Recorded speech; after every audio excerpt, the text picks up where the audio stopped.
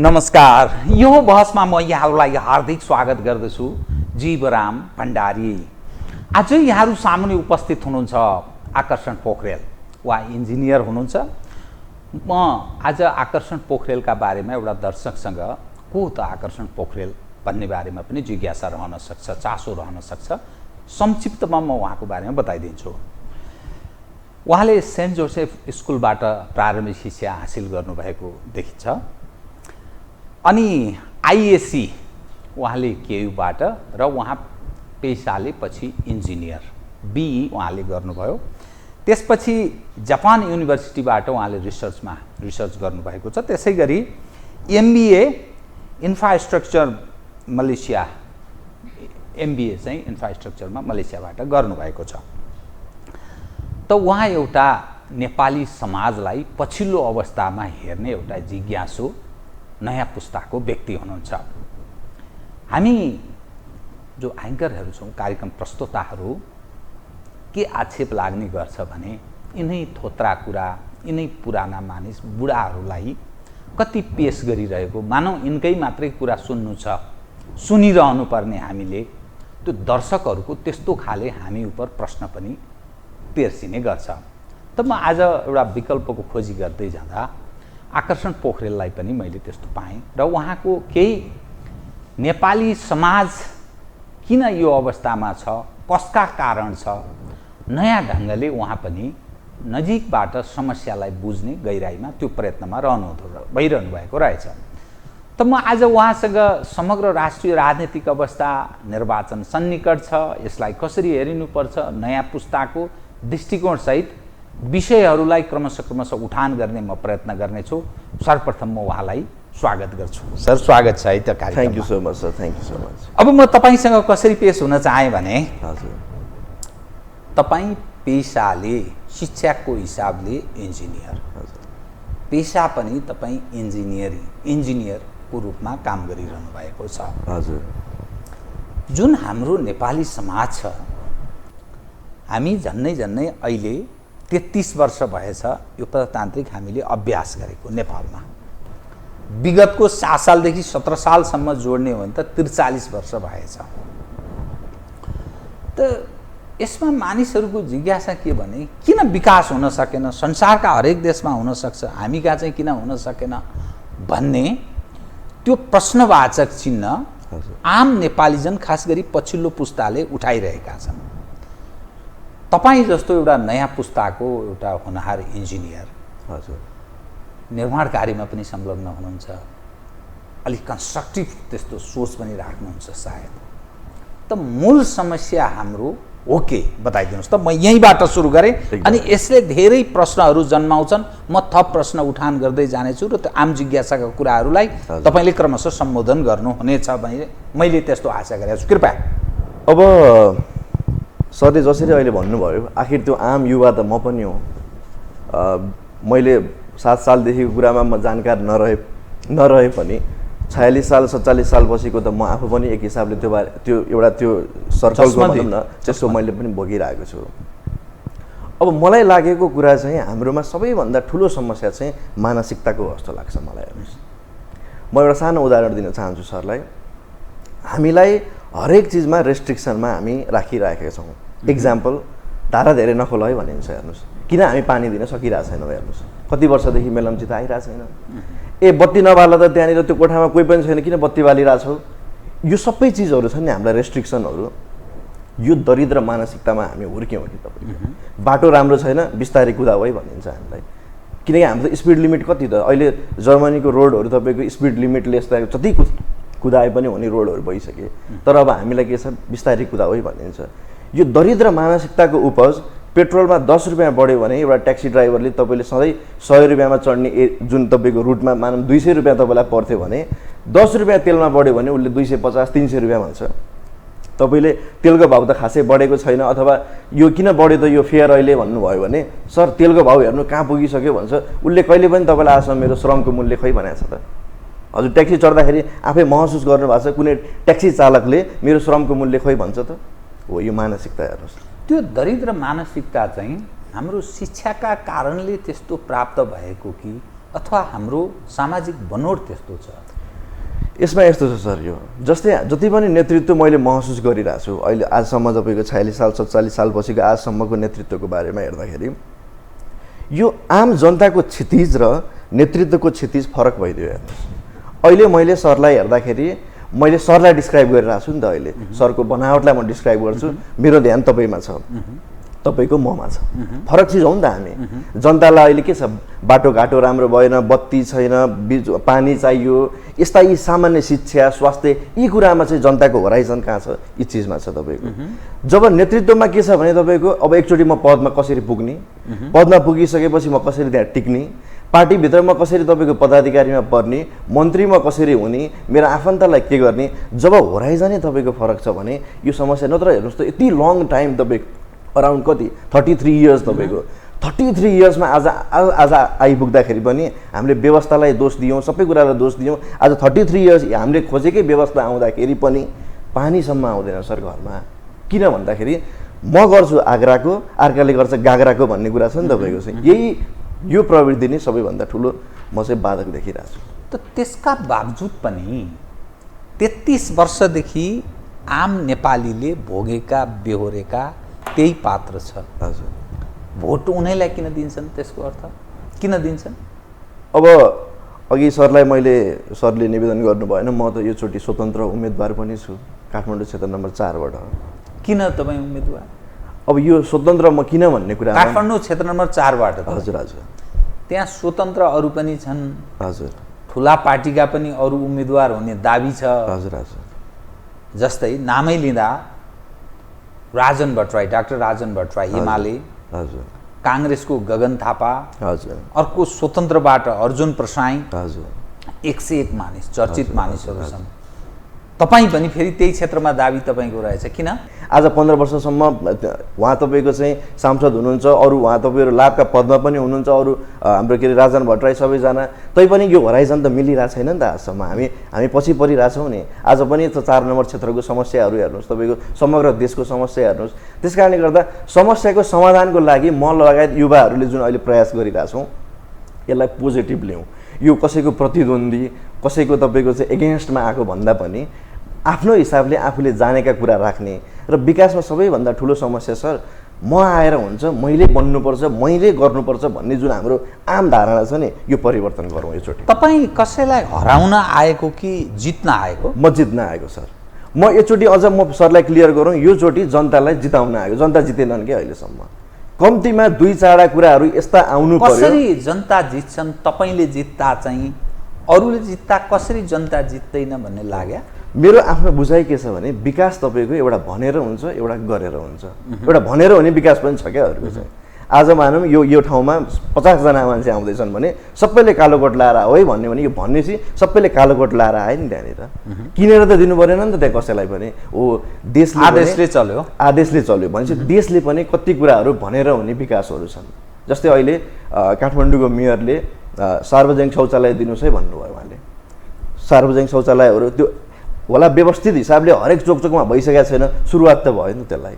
उता तपाईँको चाहिँ धरानमा हर्क साम्पाङले ल आउनुहोस् है ढुङ्गा बोक्न भन्नुभयो, पैसा त लिएको छैन नि त्यहाँ कसैले। भनेपछि हामीले यो फेरि हामी नेपाली जनता के छौँ भने कसैको राम्रा कामका लागि हामी यति समर्थनमा उठ्छौँ तपाईँको राम्रा कामका लागि, हामीले त्यहाँ रेस्ट्रिक्सन्सहरू राख्दैनौँ क्या तपाईँको। म किन जाने ढुङ्गा बोक्न भनेनन् नि अहिले जब मान्छेले।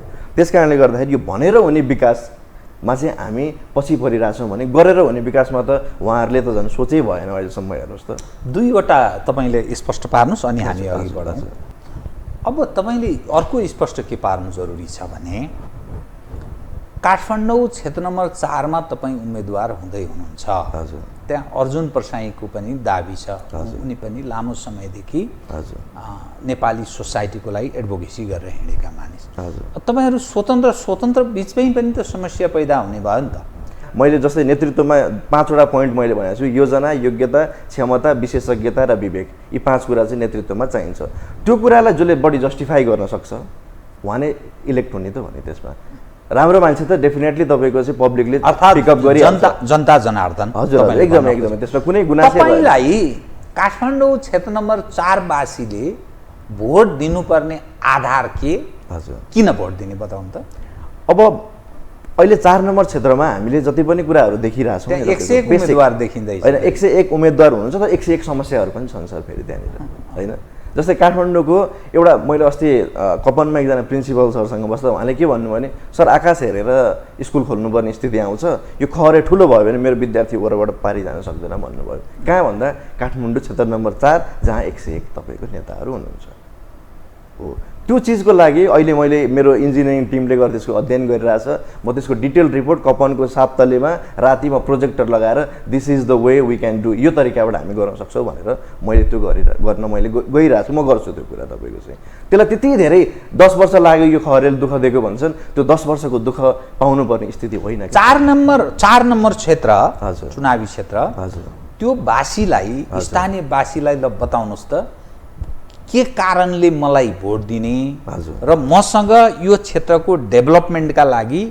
यो योजना छ अर्थात् यसरी जानुपर्छ भन्ने तपाईँको धारणा सुनाउ त एकदमै मूल समस्या के हो मैले के छ तपाईँको अब हामी सबैलाई समस्या थाहा छ यहाँ ठुलो भिजन एजेन्डाहरूले हामीमा अहिले काम पनि गर्दैन सर किनभने आज 7 दिन घरमा पानी आउँदैन आज घरबाट निक्लिने बित्तिकै धुलाम्मे भएर घर फर्किनुपर्छ ट्राफिक व्यवस्थापनको तपाईँले हेर्नुभयो भने घरबाट निस्किँदाखेरि कहाँ कसले कतिखेर हान्छ किनकि हामीलाई न लेफ्ट टर्न न राइट टर्न न यु टर्न केही चिज छैन डिसिप्लिन हाम्रो जिरो छ तपाईँको ट्राफिकमा भनेपछि यो बेसिक कुराहरूमा मात्रै म अहिले तपाईँको फोकस छु यी सामान्य कुराहरू तपाईँको चाहिँ प्लस अहिले मैले चाहिँ एउटा तपाईँको मैले एज अ तपाईँको 4 नम्बरमा उठ्दाखेरि 4 नम्बरका समस्या सँगसँगै फेरि हेर्नुहोस् है एउटा राजनीतिक संस्कारको कुरा म तपाईँलाई गर्छु तपाईँले मलाई स्पेसिफिकली 4 मा मात्रै के भन्नलाई हाम्रो भूगोलमा हेर्नुहोस् तपाईँको हरेक चिजको म्यानेजमेन्ट हेर्नुभयो भने 4 र 3 3 र 5 यो जति पनि क्षेत्रहरू छन् नि एकअर्कामा कनेक्टेड छन् तपाईँको चाहिँ प्लान तपाईँको त्यसरी नै हामीले यो दसैँ अझ भक्तपुरको 2 ललितपुर 3 लाई पनि तपाईँको मध्यनजर गरेर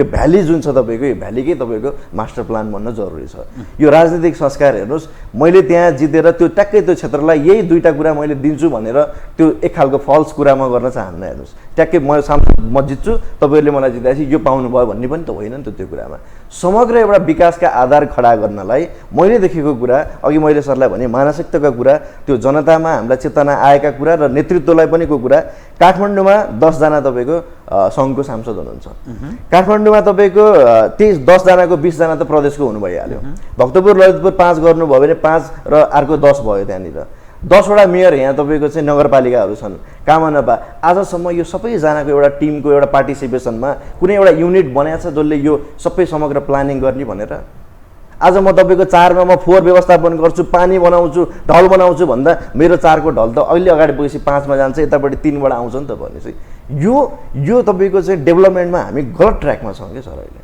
इन्डिभिजुअली म 4 मा यो गर्छु म त्यो गर्छु होइन त्यसरी हुँदैन त्यसरी समग्रमा मेरो रिक्वेस्ट फेरि के छ भने यो कुरा जुन मैले अहिले राखेँ यो आजकै दिनबाट उहाँहरूले सुरु गरे पनि भयो फेरि यो जस लिने जुन बानी छ नि राजनीतिमा यो मैले गरेको हुँ मैले बनाउनु पर्छ मै जान्ने हो भन्ने छैन त्यो कपनको खरेको जुन 10 वर्षदेखिको समस्या छ त्यो जब मैले डिजाइन बनाउँछु त्यो डिजाइन इम्प्लिमेन्ट म वडा अध्यक्ष तपाईँको चाहिँ बुढानीलकण्ठ नगरपालिकाको 10 र यता क्षेत्र नम्बर 3 को वडा नम्बर 6 छ उहाँहरू वडा अध्यक्षहरूले गरेर यो मेरो सबै चिज हो तपाईँहरूले बनाउनुहोस् है भन्छु जस लिन छोडिदिनु के सर बिग्रेकै जस लिन खोजेर हामीले हेर्नुहोस् जे कुरामा पनि तर के भनिन्छ भने नि हजुर नेपाल पछि पर्नुको पछाडि हजुर फजुल खर्च अर्थात् अनुत्पादक क्षेत्रमा हामीले बाध्यात्मक त्यो बजेट खर्च गर्नुपर्ने परिस्थिति छ त्यसलाई हामी किमार्थ हटाउन सक्दैनौँ रोक्न सक्दैनौँ मुलुकको जुन आय स्रोत छ त्यो एकदम सीमित क्षेत्र छ त्यसकारणले मूल समस्या भनेको पुँजीको भयो हामीसँग पुँजी नै छैन भनिन्छ त्यसकारण विकासका लागि बाधक एउटा मेजर कुरा दोस्रो कुरा भ्रष्ट मानसिकता बोकेका राजनीतिक प्रशासनिक लगायत सबैकाले संयन्त्रको त त्यो छँदैछ त्यो स्रोत जो तपाईँ विकासको कुरा गरिरहनु भएको छ त्यो स्रोत कसरी जुट्न सक्छ बताउनुहोस् त एकदमै सर मेरो पर्सनल्ली तपाईँको विकासका लागि मैले एउटा लाइन भनेको छु development is either no cost or low cost बुझ्नुभयो नि राज्यका लागि है फेरि तपाईँको राज्यको लागि विकास भनेको either no cost or low cost हजुर अब उदाहरण म हरूलाई दिउँ एउटा सामान्यतया हाम्रा गाउँ घरका खोलाहरू जुन छन् तपाईँको ती 1 2 2 3 करोडमा ठेक्का लागिन्छ त्यसले त्यहाँबाट मेटेरियल कति बनाउँछ भने 10 करोडको मेटेरियल भन्छन् त्यहाँबाट र राज्यले भोलि त्यही एरियामा त्यही पेरिफेरीमा कुनै विकासका योजना जाँदाखेरि अब त्यो जुन हामीले राज्यले लगाएको 1 करोडबाट ठेक्काबाट निक्लेको मेटेरियलबाट जुन 10 करोडको मेटेरियल बनाएको छ त्यो मेटेरियल खरिद गर्छ हेर्नुहोस् तपाईँको। अनि यसरी हुन्छ त विकास तपाईँको। अब यसमा अहिले तपाईँले भन्नु भ्रष्ट मानसिकता, यो 1 करोड मिल्दा त्यहाँ कति आउने हो, यहाँबाट यहाँ जाँदा यहाँ कति आउने हो, यी चिजहरू छन् तपाईँको चाहिँ। भनेपछि राज्यले चाहँदा हेर्नुहोस् विकासको लागि मलाई चाहिँ के लाग्छ भने बाधक छैन। म एउटा उदाहरण दिन्छु, यसको यो एउटा सोचको पनि कुरा होला। जस्तै मेरो ड्याडी मम्मी घरमा बस्नुहुन्छ, उहाँहरूलाई के छ भने इन्कमको कुरा पैसाको कुरामा अब उहाँहरू घरमा रिटायर हुनुभयो नि त, उहाँहरूलाई चाहिँ रिजर्भ अलिकति भइदिए हुन्थ्यो, गाह्रो साह्रो छ भन्ने हुन्छ।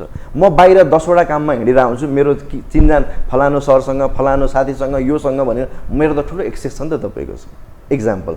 मलाई त्यो चिजमा के आँट आउँछ भने केही पर्दाखेरि म गर्न सक्छु भनेर। जस्तै इन्टरनेसनल तपाईँको चाहिँ हाम्रो अहिले जुन एउटा चाहिँ यो भनौँ न तपाईँको ग्लोबल अहिलेको पेरिफेरी जुन छ अहिलेको अवस्थामा राम्रा कामका लागि हामीले इन्भेस्टरहरू बाहिरबाट पनि लिएर आउन सकिन्छ हेर्नुहोस् तपाईँको। जति पनि अब हाम्रो चिजहरू एक्सप्लोर भएको छन् र सर अहिले हेर्नुहोस् त तपाईँको के अरे उता खप्तड थाहा छ हामी कसैलाई तपाईँको, त्यत्रो तपाईँको चाहिँ खप्तड खेर गएको छैन, रामारसन तालहरू खेर गएको छैन नि तपाईँको।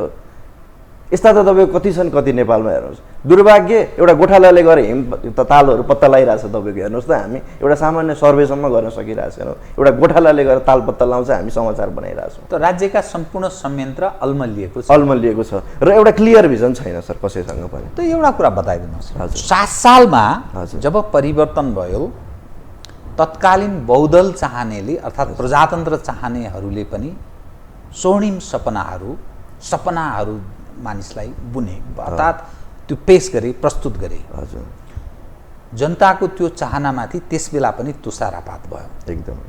17 सालमा अर्को स्टेप राजा महेन्द्रको स्टेप आयो। राजा महेन्द्रले पनि एक खाले प्रयास गरे, सायद नेपाली जनको चाहनालाई पूर्ण सम्बोधन त्यसबेला पनि हुन सकेन। 46 मा अर्को खाले सपना बाँडियो, 46 को परिवर्तन भयो, तर त्यसले पनि मानिसका त्यो आकांक्षामाथि तुषारपात भयो। फेरि माओवादी नामको एउटा समूह जन्मियो जसले हतियार उठायो, ठुलो जनधनको क्षति भयो। 62-63 मा माओवादीकै अभियानमा अर्थात् माओवादीकै अनुयायीको रूपमा 46 का परिवर्तनकामी पक्ष पनि सहभागी भए र 62-63 मा अर्को अवस्थामा देश प्रवेश गर्यो। सबैले खालि यस्तै सपना बाँडेकै छन्, जनता दिग्भ्रमित भएकै छन्। जुन तपाईहरू जस्ता स्वतन्त्र मानिसहरू फेरि एउटा सपना बाँडिरहनु भएको छ। यी पार्टीहरूबाट भएन, नेताहरूबाट भएन, बुढाहरूबाट भएन, जो भनिरहनु भएको छ नि त्यो पत्याउनु कसरी जनताले बताउनुहोस् त। किनभने पटक पटक धोका भएको छ, हरेक पटक जीवनी जवानी गएको छ, जीवन बर्बाद भइरहेको छ, सारा मानिस कन्तबिजोको अवस्थामा छन्, विदेश जान बाध्य छन्। त्यो पत्याउने आधार के बताउनुहोस्। तपाईँले आफ्नो जीवनमा एज अ एउटा इन्जिनियर तपाईँले स्वयं विगतमा के गर्नु भएको छ बताउनुहोस् त। म एज एन इन्जिनियर तपाईँको जब म बाहिर पढेर आइसकेपछि म चाहिँ अब कन्स्ट्रक्सन उसमै इन्भल्भ छु तपाईँको।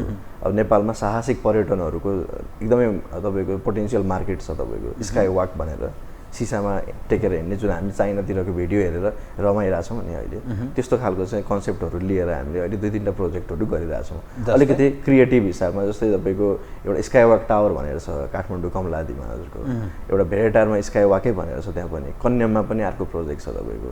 यो सबै कस्तो भयो टुरिज्म डेस्टिनेसनमा मान्छेहरूलाई अलिकति थ्रिलिङ। तपाईँले नै गर्नुभयो? हजुर हजुर हजुर, हाम्रो टिम छ भनौँ न तपाईँको, म त्यसमा चाहिँ इन्भल्भ छु, म त्यो टिमले गरिरहेछौँ। अब अघि सरको कुरामा यो फेरि सपना बाँडिराख्नु भएको छ भन्ने कुरामा नि म थोरै त्यसमा आएँ सर।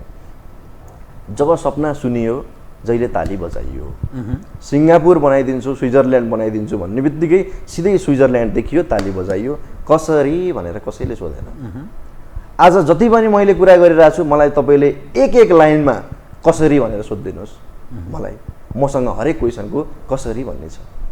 उदाहरणको लागि जवाब छ, मसँग जवाब छ। एउटा उदाहरण दिइहालेँ, खहरेमा 1 किलोमिटर जति खहरे, त्यहाँ तपाईँको चाहिँ अहिले खोला पनि त्यहीँ बग्छ, गाडी पनि त्यहीँ कुद्छ, अझ त्यहाँ तपाईँको चाहिँ त्यो ठेलामा व्यापार पनि त्यहीँ हुन्छ। हेर्नुहोस् एकदम 3टा कुरा छन् त्यहाँ। साइडमा अझ घर पनि, साइडमा घरहरू त पुरै बनेर प्याकै भइसक्यो। अब त्यहाँनिर केही त्यसलाई अलिकति सार्नी गर्ने भन्ने नै छैन।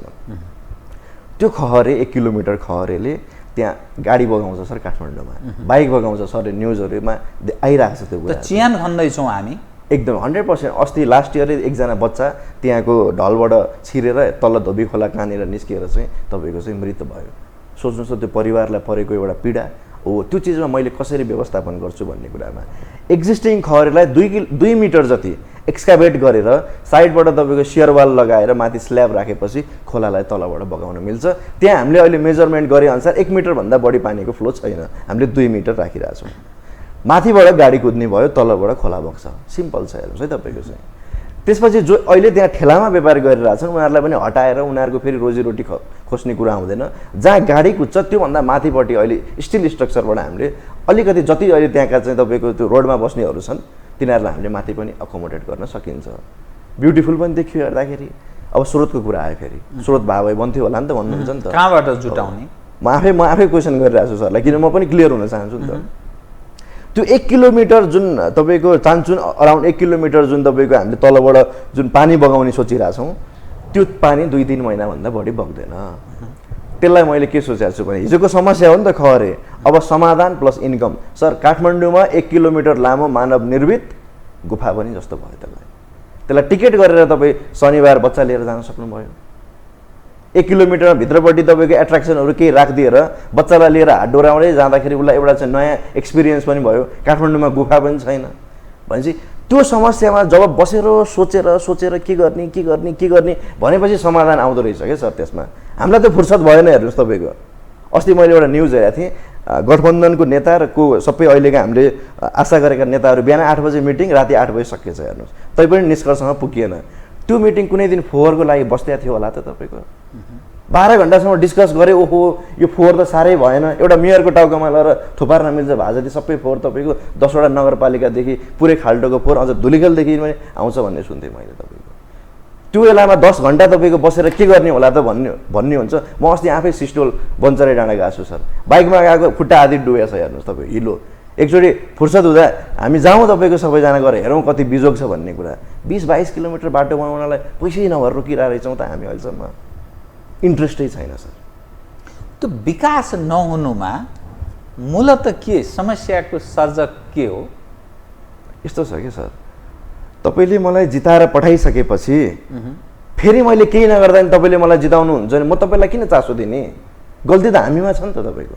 त एउटा यो अर्को जवाब दिनुहोस्।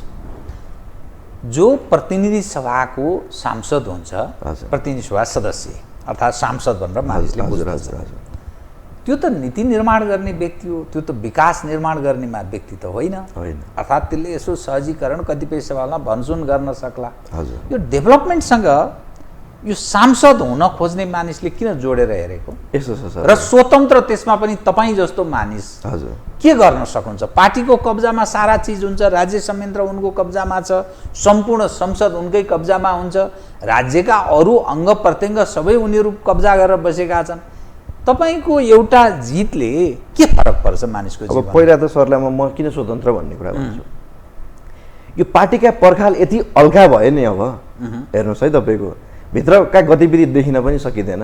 त्यो पर्खाल लाइन बस्ने भने सानो एउटा ढोका राखिदिएको छन् छिर्नको लागि, त्यो लाइन धेरै लामो छ। त्यो लाइनमा बस्दा म फेरि कसैलाई लडाउन, कसैलाई पछार्न, कसैलाई टेक्न सिक्दा 20-30 वर्षमा बल्ल म त्यो पार्टीको पर्खालभित्र छिर्न सक्छु। या त बिचमा मसँग पैसाको या पहुँचको भर्याङ चाहियो, त्यो मसँग छैन र म त्यो बाटो जान पनि चाहन्न। हेर्नुहोस् तपाईँको पार्टीगत हिसाबमा हेर्दाखेरि भनेपछि स्वतन्त्रको हिसाबमा मैले आफूलाई अगाडि बढाउनुको कारण मूलत तपाईँको पार्टीका यी तपाईँको चाहिँ तपाईँलाई काङ्ग्रेस, एमाले, माओवादी केन्द्र, राप्रपा वा जसपा जस्ता पार्टीहरूले प्रस्ताव गर्यो भने तपाईँ त्यो पार्टीभित्र तपाईँले जो पर्खाल छ त्यस कारण म स्वतन्त्र भन्नुभयो नि, उनीहरूले ल तपाईँ चाहिँ 4 नम्बरबाट हाम्रो क्यान्डिडेट हो, हामी तयार छौँ भन्यो भने चाहिँ त्यो पार्टीमा लाग्नुहुन्छ? लाग्दैन सर, लाग्दैन। त्यो मैले प्रवृत्तिको मात्रै कुरा गर्ने होइन। जब एकदम अल्मलिएको अवस्थामा एउटा बाटो देखाउनलाई एकजना, एउटा लाइट, एउटा टुकी, जे कुराले नि काम गर्छ सर। आजको दिनमा यो देशमा एउटा तपाईँले भन्नुभएको जस्तो सांसदको क्षेत्राधिकारकै कुरा गर्ने हो भने एउटा सांसद मन्त्रीकोमा सर रियालिटी के हो? पुलिसलाई प्रमोसनमा त्यही सांसद र मन्त्रीको घरमा लाइन देखिन्छ। हेर्नुहोस् त्यो क्षेत्राधिकारमा पर्छ? अहिले 8 बजेदेखि 8 बजेसम्म राति 12 घन्टा बसेर कसलाई सिट बाँडफाँड गर्ने भन्ने कुरामा चाहिँ त्यो तपाईँको चाहिँ एउटा प्रधानमन्त्रीको चाहिँ निवास बालुवाटारमा बसेर डिस्कस गर्न त्यो क्षेत्राधिकारले दिन्छ?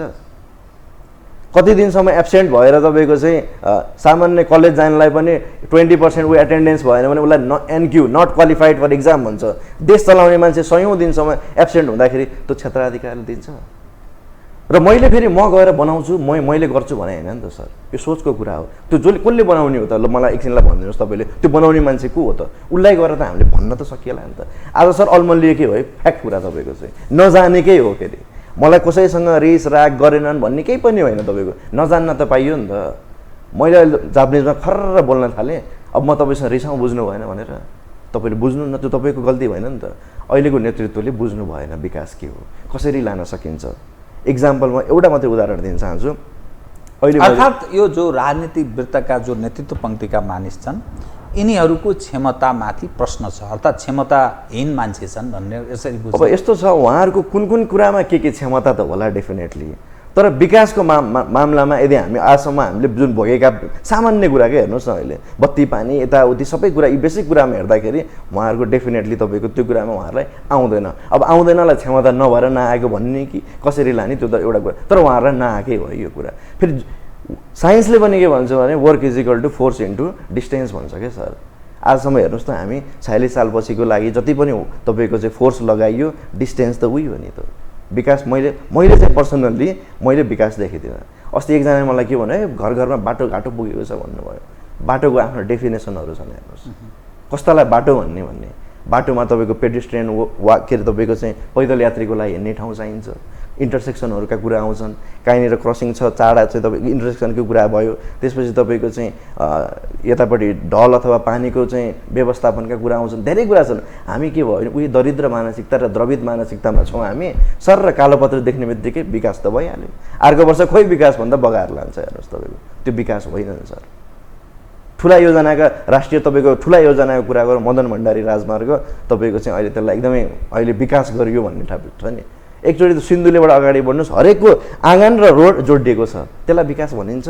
त्यो एनी टाइम दुर्घटनाको लागि हामीले तपाईँको धराप थापेर बसिरहेको छौँ। तपाईँको चाहिँ त्यो सोच्नु पर्दैन। अब हाइवे भन्ने बित्तिकै बाहिरबाट पब्लिकको चाहिँ त्यसमा इन्ट्रान्स हुनु हुँदैन, सिमलेसली मजाले कुदाउन पाउने ठाउँ हुनुपर्छ, त्यति त हामीमा ज्ञान हुनु पऱ्यो नि सर। अब त्यस कारणले गर्दा यो नयाँ मैले भने नि सर, म एज अ संसदमा उम्मेदवारी दिएर मैले जित्दा या हार्दा या जे गर्दा पनि म केही न केही परिवर्तन लिएर आउँछु। राजनीतिको परिभाषा बदल्छु यो कुरामा म अटोट छु। राजनीतिको परिवर्तन त मूलतः यो अहिलेको समस्या चाहिँ राजनीतिक नेतृत्वको अयोग्यताको कारण हो कि अथवा यो सिस्टममा त्रुटि छ कि अथवा नियत हाम्रो कुनै खराब छ? बाध्य भएर राजनीतिक र प्रशासनिक नेतृत्व तह यो काम खराब गतिविधि गर्न बाध्य छ, कुनै कसैबाट गाइडेड छ, के हो यो? अब मलाई त्यस्तो लाग्दैन। हेर्नुहोस्, यो कसैबाट गाइडेड भएर भन्ने भन्दा पनि नजानेरै हो सबभन्दा मेन कुरा चाहिँ, थाहा नभएरै हो। जस्तै तपाईँलाई केही कुरा थाहा नभइसकेपछि मैले धेरै दोष दिनु पनि मिलेन नि त। अहिले मैले भने नि त, हाइवेको डेफिनेसन के हो एकचोटि पढौँ न हामी सबैजनाले। रोड सँगसँगै के आउँछ भन्ने कुरा एकचोटि हामीले हेरौँ न सबैजनाले। यो अहिले जुन जापानिजले सुरुङ बनाइरहेछ त्यहाँ त्यसको बाहिरपट्टि एकचोटि पिच कसरी गर्ने रहेछ भनेर एकचोटि हाम्रो को कन्सर्न तपाईँको चाहिँ रोडको डिपार्टमेन्टको मन्त्रीहरूलाई एकचोटि गएर त्यहाँ 10 मिनट टाइम दिएर हेर्ने भनेर चाहिँ सरले पनि एकचोटि अपिल गरिदिनुहोस् त। कसरी गर्नुपर्ने रहेछ रोडलाई पिच, कङ्क्रिट रोड जुन अहिले तपाईँको ढलान गर्ने बाटो छ त्यसकै यतापट्टि ढलान गरेको छ, यतापट्टि पिच गरेको छ, कसरी गर्ने रहेछ एकचोटि हेरौँ। त्यो गरेको तरिका र हाम्रो अहिले काठमाडौँमा भएको विकासलाई एकचोटि हामी कम्पेयर त गरौँ त सर। थाहा नहुँदा अहिले त्यो रोड हेर्न जापानै जानु परेन नि त। जापानले यसको अर्थ तदर्थमा चाहिँ अब चल्दैन, केही हुनै सक्दैन, विकास पनि हुँदैन, अरू गतिविधि पनि बढ्दैन। एक्जिस्टिङ माइन्डसेट, एक्जिस्टिङ लिडरसिप र एक्जिस्टिङ स्ट्रक्चर, यो तीनटा कुरामा हामी यसैमा रहने हो भने फेरि एकचोटि भनिदिनुहोस्। एक्जिस्टिङ तपाईँको माइन्डसेट, पहिला त मानसिकता चाहियो नि त पहिला, एक्जिस्टिङ लिडरसिप अहिलेको जुन यथास्थितिको नेतृत्व र अहिलेको स्ट्रक्चर जुन छ तपाईँको चाहिँ बनोट तपाईँ, यो तीनटामा हामी यही चिजलाई लिएर अगाडि बढ्छौँ भने प्रष्ट हो हामी कहीँ पुग्नेवाला छैनौँ सर। अबको 20 वर्षपछि सर अझै बुढो भएर यो कार्यक्रममा चलाइराख्दा म अझै तपाईँको म पनि फुलेर आउँदाखेरि यही बहस हुन्छन्, अरू केही हुँदैन सर। यो तीनटामा परिवर्तन गर्न जरुरी छ र यो कुरा म आज सरको प्रोग्राम मार्फत सर एउटा कुरा नि मलाई एकदमै टच गर्ने कुरा के जस्तै यति टच गर्छ एउटा कुराले कि आज हेर्नुहोस् त यो जति पनि नेताहरूलाई हामीले गाली गरिरहेछौँ नि म बिचारा भन्छु के नेतालाई छुट्टै बाटो छ सर यही बाटोमा हिँड्ने होइन यही खाल्टा उल्टीमा हिँड्ने होइन गडाममा त्यही खाल्टामा हाल्ने होइन नेताका घरमा छुट्टै पाइपलाइन हालेर पानी आउँछ नेताकोमा पिट्ट पारेर ग्यास आउँछ यही काँधैमा हो क्या सर सिलिन्डर हाल्ने पर्ने उनीहरू पनि बिचारा नै हुन् कि सर सबैजना त्यस कारणले गर्दा बुद्धिका कारण बिचारा बुद्धिका कारणले बुद्धि न हो अब हामी जस्ता युवाले आएर यो चिजको व्यवस्थापन गर्छौँ उहाँहरूलाई पनि भोलिका दिनमा सहज हुन्छ भन्दाखेरि यसमा आपत्ति कहाँनिर छ पद चाहिएन पोजिसन चाहिएन सांसद चाहिएन तर यी कुरा बुझिदिनुहोस् भन्नलाई पनि म राजनीतिमा परिभाषा मैले भने नि हारजित गणितले भोलि देखाउला जनताले कतिको बुझ्न सक्ने हो भन्ने कुरा तर परिभाषा परिवर्तन हुनु पर्यो युवा सङ्घ नेवी सङ्घ अरू विभिन्न राजनीतिक पार्टीका सङ्घका साथीहरू जो म जस्तै युवा हुनुहुन्छ उहाँहरूले पनि यो पर्खाललाई अलिकति भत्काउने जरुरी छ कि सर कति अहिले टोली खेलमा 10,000 जना भाषण गरेर जुनसुकै नेताले घर जाँदा नेताकै घरमा पानी आउँदैन अझ त्यो कार्यकर्ताको घरमा त झन् बिजोग छ सर उनीहरूको कम्तीमा धारामा खुलेर ट्याङ्कर लिएर आएर हाल्या होलान् यहाँ त हाम्रा जुन कार्यकर्ताहरू हुनुहुन्छ उहाँहरू त बाल्टिनमा बोकेर 2 तला माथि पानी लानुपर्ने स्थिति होइन र आजको तपाईँलाई त्यस्तो लाग्छ यो ठुला ठानिएका पार्टी या पार्टीका पछि लागेका युवा पङ्क्ति त्यहाँबाट विद्रोह गर्छन् उनीहरूले एउटा नयाँ परिस्थिति सिर्जना गर्छन् उनीहरूकै माध्यमबाट पनि परिवर्तन हुन सक्छ त्यस्तो तपाईँलाई लाग्छ विद्रोह किन गर्ने सर के लागि विद्रोह गर्नु पर्यो कन्स्ट्रक्टिभ हौ न हामी अहिले एउटा मैले डिजिटल वडाको लागि मेरो वडा भन्ने एउटा एपको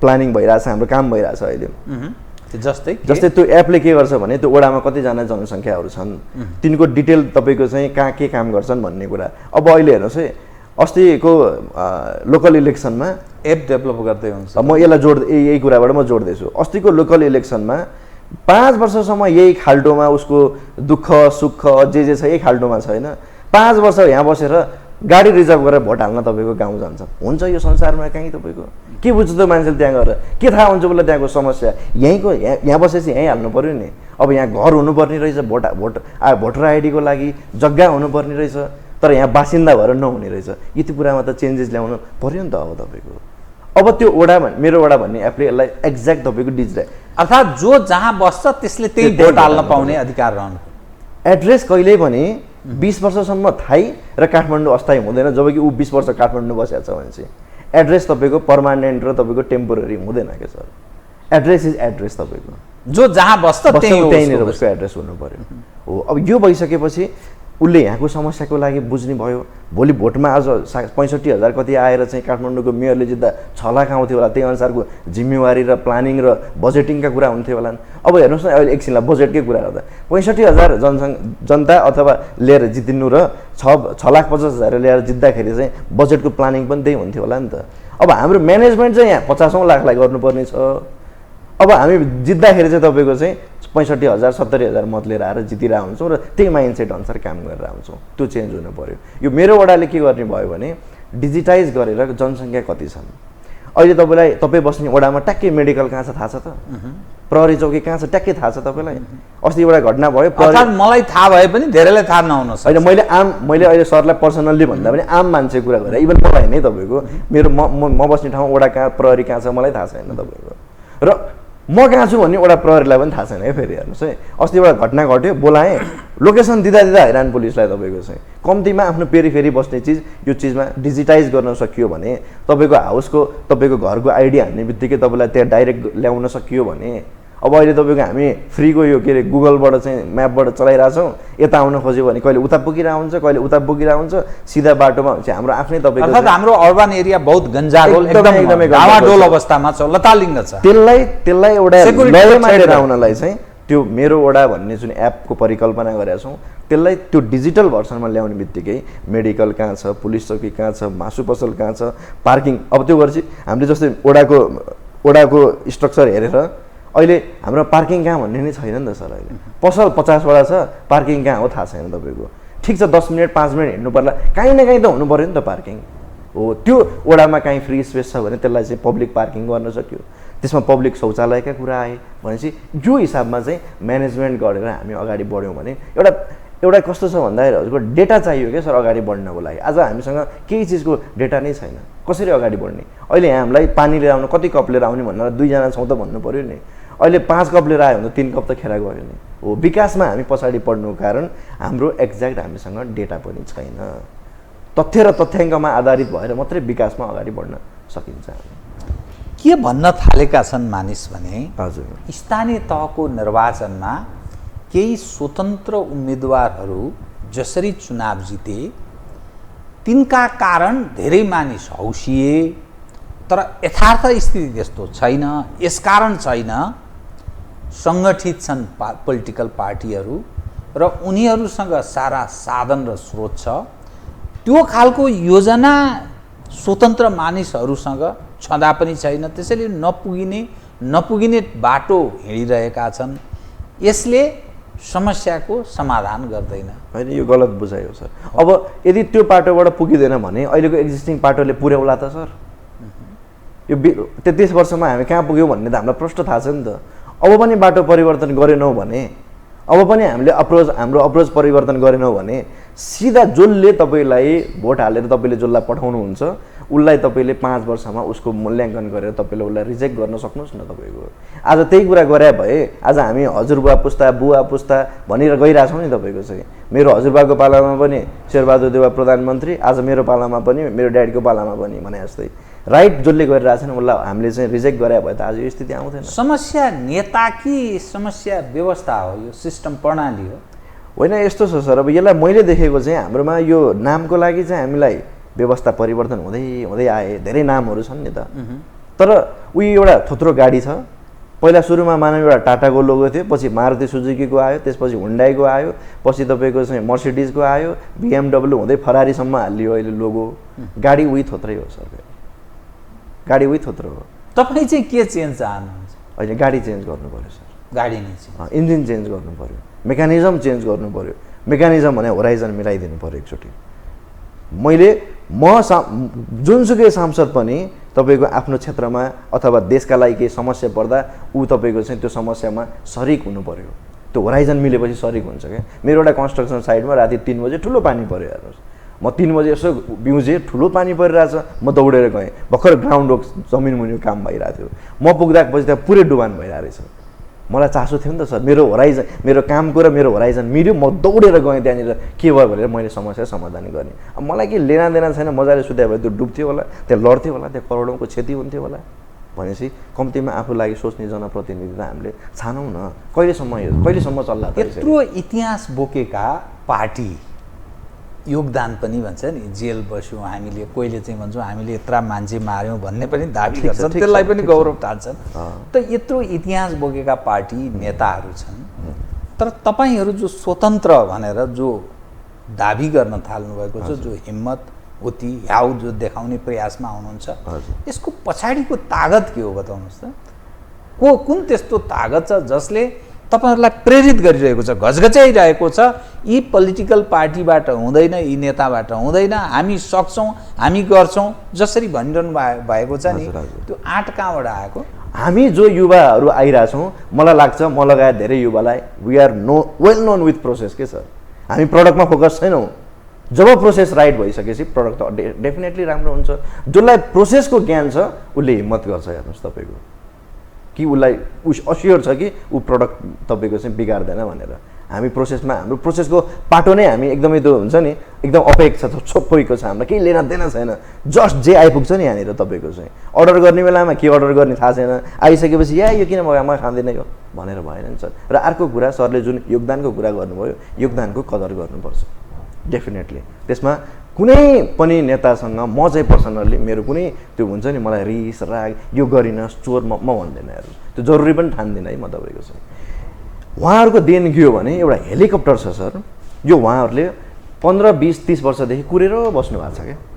बुझ्नुभयो नि, यो कुर्नु भएको छ उहाँहरूको राइट। त्यसको लागि अब सरले भन्नुभयो नि, प्रोसेस कसैले मारेर कताबाट के गरेर त्यो कुर्ने हो प्रोसेसमा, यो हेलिकप्टरको रक्षाको लागि उहाँहरू बस्नु भएको।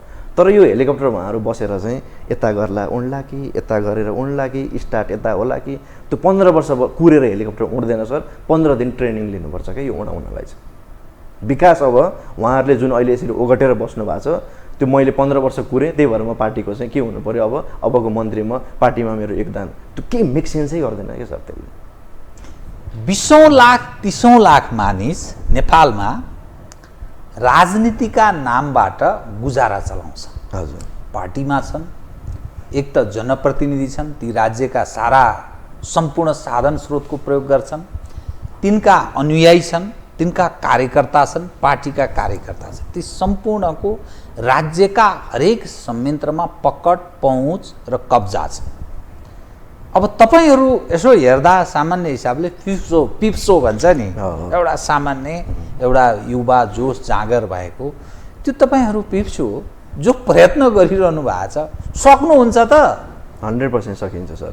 सरले जो राजनीतिक सङ्गठित छ नि त, सङ्गठित तागतसँग असङ्गठितले कसरी भिड्न सक्छ भन्ने कहाँबाट तपाईँहरू एउटा उदाहरण के सर, त्यो सङ्गठित जो छ नि ऊ समस्यामा छ कि छैन त्यति भन्नुहोस् न। मैले त्यो सत्तासँग उसको गुजारा त चलिरहेछ नि, नेता चाकरी गर्छ। तपाईँ र म यहाँ संवाद गरिरहेछौँ, बिहानैदेखि साराका सारा मानिस नेता घरमा गएर एउटा लाल सलाम भनिरह होला, अर्को जय नेपाल, कर्मचारी त्यत्तिकै दौडिरहेछ सरुवाको लागि। अर्थात् उनीको कनेक्सन त्यसरी छ, एकअर्कासँग अन्तर्राष्ट्रिय शक्ति, अन्तर्राष्ट्रिय तागत, अन्तर्राष्ट्रिय साधन स्रोत सम्पूर्ण उसले कब्जा गरेको छ, राष्ट्रिय साधन स्रोत सम्पूर्ण कब्जा गरेको छ, वितरण त्यसै गरेको, गुजारा ऊ चलाइरहेको छ, बाँचिरहेको छ भन्न खोजे मैले। कति दिन छ नि सर त्यो, अब कति दिन चल्ला त नि, त्यो दिगो हो त त्यो कुरा। अब उहाँहरू तपाईँले जसलाई अहिले इङ्गित गरिराख्नु भएको छ, उहाँहरूलाई पनि मेरो निवेदन के हो भने त्यसरी कति दिनसम्म चल्छ। आज एउटा कुनै एउटा नेता एक्स भन्ने नेतासँग म नजिक छु, मैले गुजारा चलिरहेको छु, मेरो छोराछोरी भोलि उसँग त्यत्तिकै अर्को उसको जेनेरेसन पछि आउने नेतासँग होला त? त्यो हुँदैन नि, जरुरी छैन नि त्यो हुन्छ भन्ने कुरा। यहाँ सर यहाँ हेर्नुहोस् न, राजनीतिक हिसाबमा तपाईँले हेर्नुहोस् न, तपाईँको प्रधानमन्त्रीको छोराछोरी सबै प्रधानमन्त्री भएको छन् र मन्त्रीका छोराछोरी सबै मन्त्री भएको छन्, त्यही मन्त्रीलाई पनि त गाह्रो हुन्छ क्या सर भोलि पर्सि सिस्टम नभइसकेपछि। त्यस कारणले गर्दा हामी उहाँहरूलाई विरोध गर्न, अवरोध गर्न आएको भन्ने नै कति पनि होइन। यो सिस्टमलाई राइट ट्र्याकमा लिएर आउनु पर्यो, एक्जिस्टिङ रिसोर्सेसहरूबाट हामी अगाडि बढ्न सक्छौँ, त्यसको लागि थोरै मानसिकता मात्रै परिवर्तन गर्नु पर्यो। उहाँहरूको जसरी चलिरहेछ त्यो कुरा क्षणिक हो, त्यसले लङ लास्टिङ गर्दैन। अबको राजनीति तपाईँको सन्ततिलाई सोच्नुपर्छ। हेर्नुहोस्, हामीलाई सोचेर भएन। हिजोको दिनमा हाम्रो जेनेरेसनभन्दा अगाडिले सन्ततिलाई सोच्दा भए आज यो समस्या आउँथेन। त्यस कारणले गर्दाखेरि मेरो निवेदन एउटा मात्रै छ, सरले अघि भन्नुभयो नि सङ्गठनै छैन कसरी गर्ने भन्ने कुरामा, मैले आज कपनको खहरे बनाउँछु भन्दा वडा अध्यक्षले त पाउँदैनस् बनाउन भन्नुहुन्न होला नि त। त्यहाँनिर अहिले पनि मेरो 12वटा वडा छन् मेरो निर्वाचन क्षेत्रमा, 12वटा वडाको वडा अध्यक्षहरू, त्यहाँबाट तपाईँको उहाँहरूको छोराछोरी घरबाट निस्किँदाखेरि बेलुका धुलाम्मै भएर आउँछन्, यो रोड बनाऊ भन्दाखेरि उहाँले नाइ भन्नु होला र।